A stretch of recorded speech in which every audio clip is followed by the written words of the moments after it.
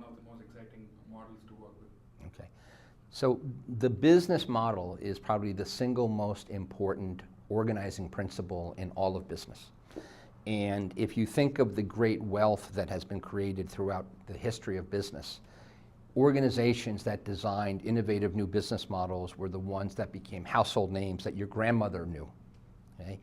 And so business models have evolved. And they've evolved dramatically since the age of the web and since the world of mobile and social. For many, many decades, for many generations, for many centuries, it was always about, what happened inside the four walls of my organization. My employees were the people that were responsible for creating innovation and creating intellectual property. And then the web changed everything. And all of a sudden, we can easily collaborate with anybody that we want to. Now, that puts the fear of God into a lot of companies. A lot of companies culturally are very arrogant and they're very complacent, and they just don't believe there's anything that they can learn from other people. But there is no question, if you look at an organization like Red Hat as one quick example, just acquired by IBM for 34 billion USD, 1/3 of the enterprise value of IBM. Why did IBM buy Red Hat? Well, the simple answer is they wanted to accelerate their ability to play in the cloud. But the much more strategic answer is Red Hat innovates in the open. Okay, they are a pioneer in an open business model. They are one of the leading forces in open source. And their CEO wrote a book called The Open Enterprise. And so to me, the open enterprise today is the business model, right? We're moving away from an era where we can believe that only our employees have the ability to innovate. I believe that everybody on this planet has something to contribute, and I want to be able to tap into the collective wisdom, the collective creativity, the collective innovation capacity of as many people as possible.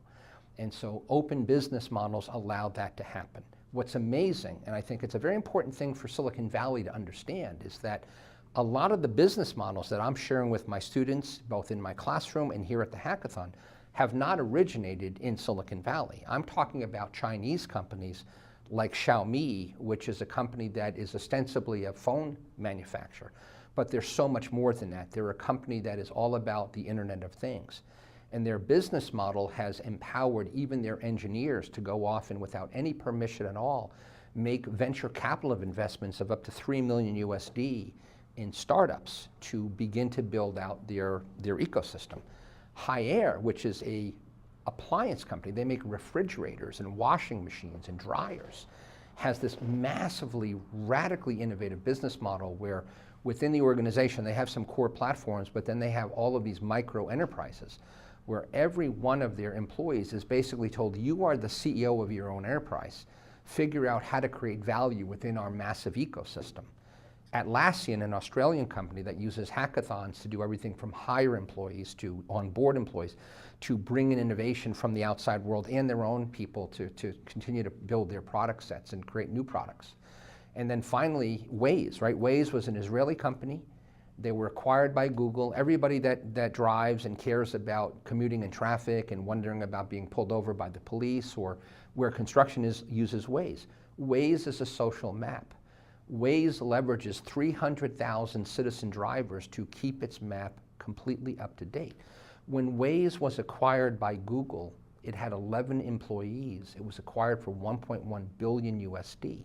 Why? It wasn't for the asset value of the company, it was for the business model.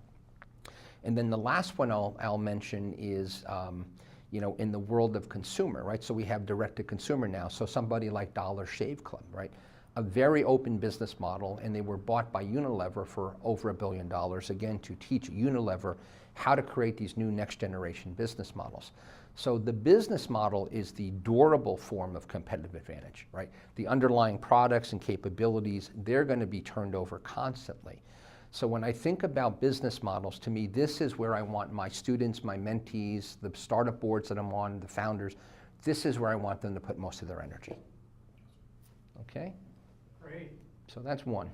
You can tell I'm a little passionate.